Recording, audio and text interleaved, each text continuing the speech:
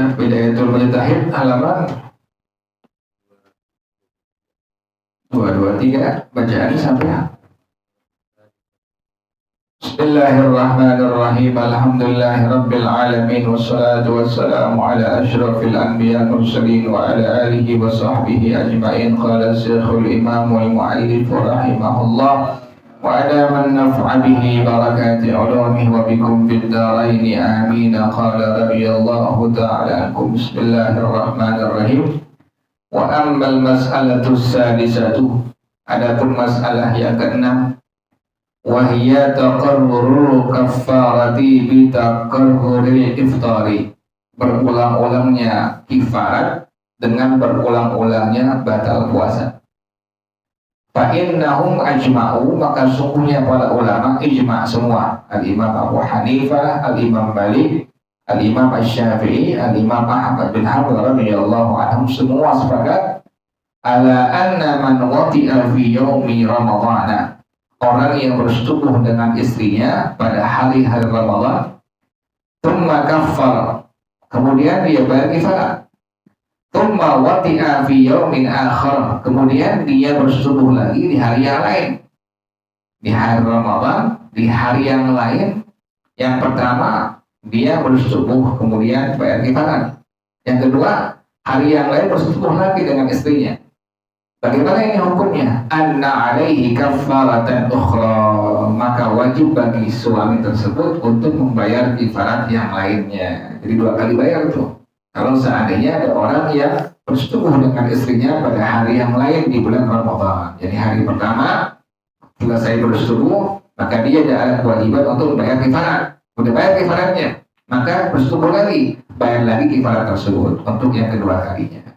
Itu ijma' ulama. Semua ulama berpendapat demikian. Wa ajma'u, dan ijma' ulama, semua ulama berpendapat ala annahu man wati'a miraran fi yaumin wahidin. Sekarang ada orang yang bersetubuh sehari berkali-kali. Dia nggak mau ini, nggak mau rugi. Berkali-kali dia bersetubuh dengan bininya tuh. Nah ini bagaimana hukumnya tuh untuk bayar kifaratnya? Annahu laisa alaihi illa kafaratun wahidatun, wajib bayarnya hanya sekali saja tuh. Jadi kalau kita bayar berkali-kali, sehari aja tuh. Jadi nggak berkali-kali bayar kifaratnya tuh. Jadi kalau yang lain hari, maka berarti bayar kifarat yang lainnya tuh. Tapi kalau satu hari berkali-kali, hanya wajib bayar kifarat satu kali saja. Jelas ya? Kemudian wakhtalafu fi man wati'a fi yaumin min Ramadhan wa lam yukaffir. Nah, para ulama berselisih pendapat. Ada masalah apa? Kan tadi ijma' tuh. Dua masalah tersebut di atas ijma' tuh. Nah, sekarang ikhtilaf para ulama, berselisih pendapat para ulama mengenai apa? Fi man wati'a fi yaumin min Ramadhan. Orang yang bersetubuh dengan istrinya pada satu hari di bulan Ramadan. Walan yukaffir, dan dia belum membayar kifaratnya. Kemudian hatta wati'a fi yaumin tsanin, kemudian sampai dia bersetubuh lagi dengan istrinya di hari yang kedua. Jadi hari yang pertama bersetubuh dengan istrinya tapi belum bayar kifarat. Belum bayar kifarat, bersetubuh lagi di hari yang lainnya tuh, di hari yang kedua. Ini bagaimana hukumnya? Disinilah terjadi ikhtilaf para ulama, berselisih pendapat para ulama.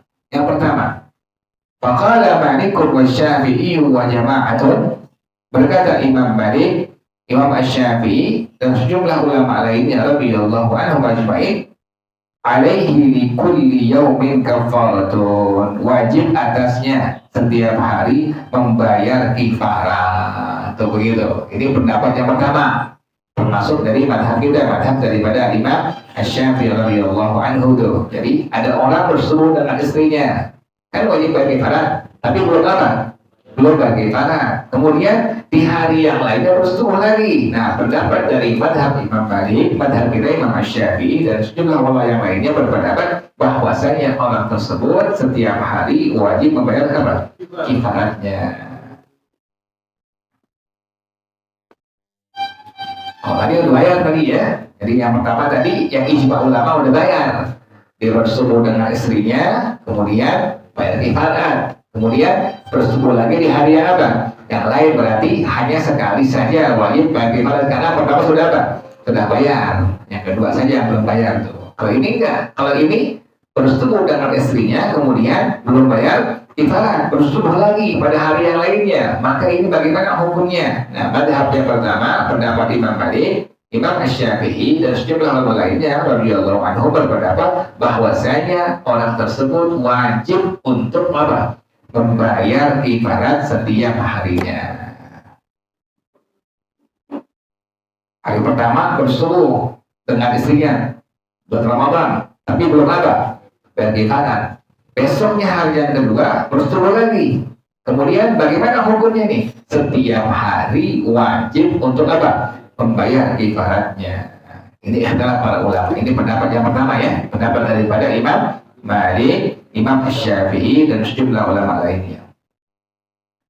Wa qala Abu Hanifah wa ashabuhu. Yang kedua, berkata Imam Abu Hanifah dan ashab Abi Hanifah dan ulama yang bermadhab kepada madhab Imam Abu Hanifah radhiyallahu taala anhu, alaihi kafaratun wahidatun, wajib atasnya membayar satu kifarat saja, malam yukaffir anil jima'il awwali, selama dia belum membayar kifarat dari jima yang pertama, dari persetubuhan yang pertama. Ini madhab daripada Imam Abu Hanifah dan ashab Abi Hanifah. Jadi kalau jumhur ulama dari yang pertama, pendapat dari Imam Malik, Imam Asy-Syafi'i dan sejumlah ulama lainnya berpendapat kalau seandainya ada orang yang bersetubuh dengan istrinya, kemudian dia belum apa tadi?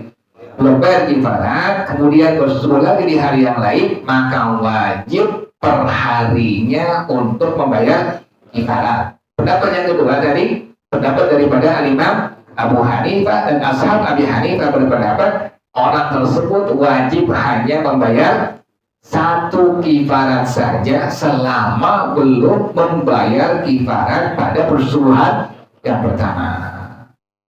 Kalau madhab kita tadi yang pertama ya, setiap harinya wajib untuk membayar kifarat. Ulang lagi ya, tadi kita ulang ijma ulama. Ijma ulama, semua ulama berpendapat sama. Tadi pertama, ada orang bersetubuh di bulan Ramadan, kemudian sudah apa? Bayar kifarat. Kemudian bersebulan di hari yang lain, wajib atasnya membayar satu kifarat saja. Ijma yang kedua adalah ada orang yang sehari Ramadan bersetubuh dengan istrinya berkali-kali, maka wajibnya hanya membayar satu kifarat saja. Yang menjadi ikhtilaf para ulama, yang menjadi perselisihan pendapat para ulama adalah ini. Pada masalah orang yang bersetubuh dengan istrinya, kemudian dia belum apa? Bayar kifarat, kemudian bersetubuh lagi di hari yang lain. Nah, pendapat jumhur dari pendapat Imam Malik, Imam Asy-Syafi'i dan sejumlah lainnya radhiyallahu anhu berpendapat orang tersebut wajib setiap harinya membayar kifarat. Sementara pendapat yang kedua dari pendapat Imam Abu Hanifah dan ashab Abi Hanifah mengatakan orang tersebut wajib hanya membayar sekali kifarat saja selama belum membayar kifarat dari jima yang pertama. Jelas ya? Kenapa demikian ini? Ada ikhtilaf seperti itu. Wassababu fi ikhtilafihim, dan sebab terjadinya perselisihan pendapat para ulama tersebut di atas, tasybihul kaffarati bil hududi. Karena ada ulama yang menyamakan kifarat sebab persetubuhan di hari Ramadan dengan al-hudud, dengan had-had, dengan had-had, hukuman-hukuman.